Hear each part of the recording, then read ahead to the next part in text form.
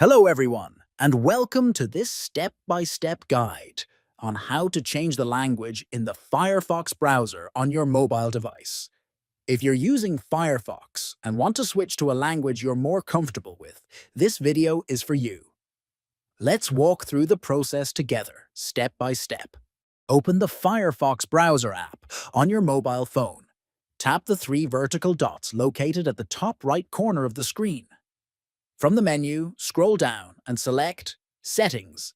In the Settings screen, scroll until you find the option labeled Language. Tap on it. You will now see a list of available languages. Browse through the list and choose the language you want to use. Once you select your preferred language, Firefox will update the interface language automatically. There's no need to restart the app.